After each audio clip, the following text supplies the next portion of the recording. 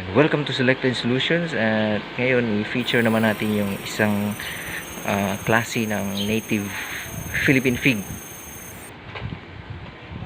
So ito yun. Ito yung kanyang meron na siyang bunga pero hindi pa hinog. So ito ay tinatawag na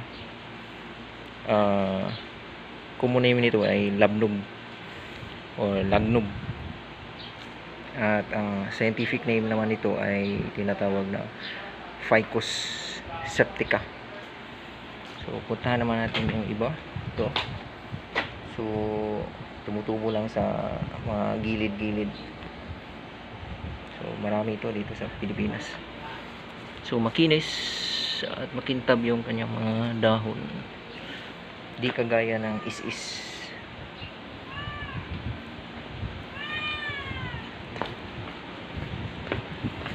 Ito naman, tahan naman natin dito kasi meron din dito meron din mga tumutubo dito. Yan, ito. So marami dito kasi sandy. So mahilig to sa or tumutubo usually sa mga sandy soil, saka sa mga gilid ng mga canals. Kaya siguro tinatawag na septica. Yan, ito mahaba, mga taas na yung kanyang puno dito. Mayroong isang bunga. Yan. Tingin ba tayo dito? Meron din dito. Ito pa.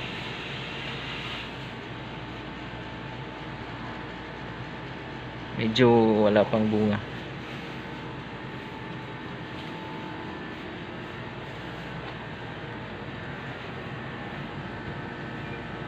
Ito. So tumubo lang dito sa walang lupa or nandito lang sa hollow blocks tumubo. So madaling patubuin ito.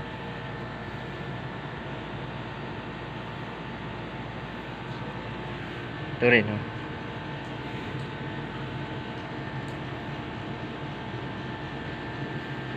So kasama siya sa mga tibig. Ito, tibig.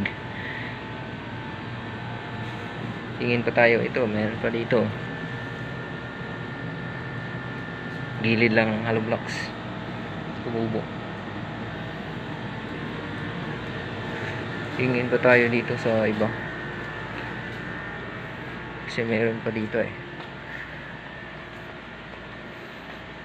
yan, meron din dito isa.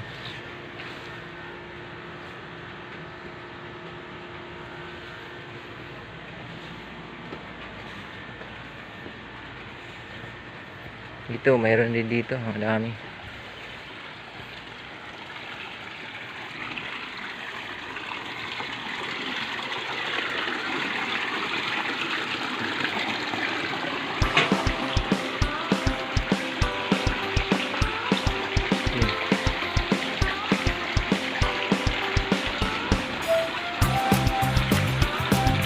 Ito pa, mayroon pa dito.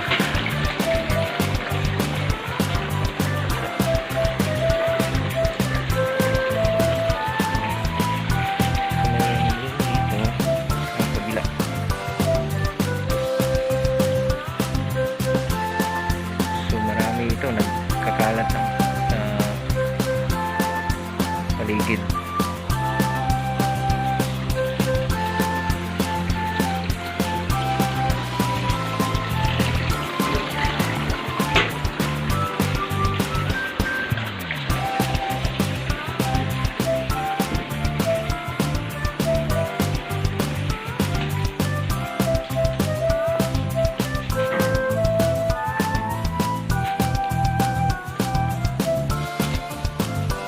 Ito, meron din dito.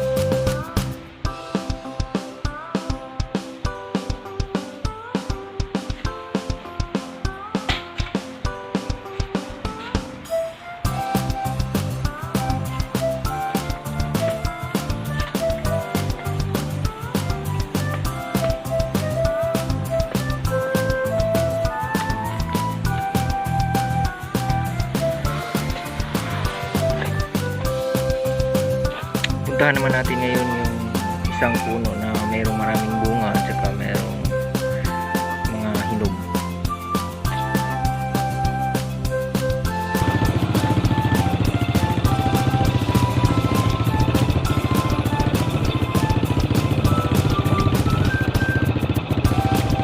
Dito yun, yung may maraming hinog. Tsaka ito ang pinakamatamis na klase ng tibig. Ito yung mga ano niya pag nahinog na siya, oh. Tingnan nyo.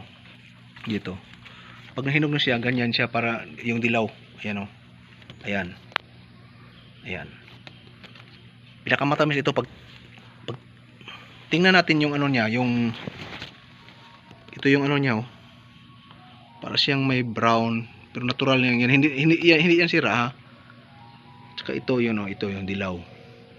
At saka pag binuksan ito, ayan, oh, juicy, oh. Oh, ma-juicy, makatas siya. Makatas siya, oh. Oh, ayan, oh. Nahulog yung katas niya, oh. Makatas siya, oh. At saka ito yung mga ano niya. Ayan, mamasa-masa yung ano niya.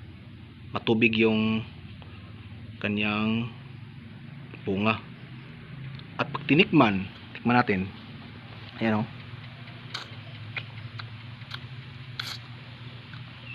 Matamis siya. Lasang aratilis. Pag nakakain na kayo ng aratilis, ganyan ang lasa niya. Yung hinog na aratilis. Yan. Matamis talaga. Pag meron kayo nito sa paligid nyo, tikman nyo. Talagang matamis. Ito yung pinakamatamis na ano, klase ng tibig na ano natin, na nasa leksik natin. Kaya tingnan nyo sa paligid nyo, baka meron kayo ng ganito. Ayan, o. Kung gano'n siya kalaki. Ayan. Saka yung dahon niya, hindi siya magaspang at saka hindi mabalahibo. Makintab siya. Saka yung mga bunga niya, tingnan nyo maigi yung mga bunga niya dito. Yung bunga niya, tingnan nyo. Kaya tikman nyo pag meron kayo. Thank you for watching and subscribe for more videos. Yan.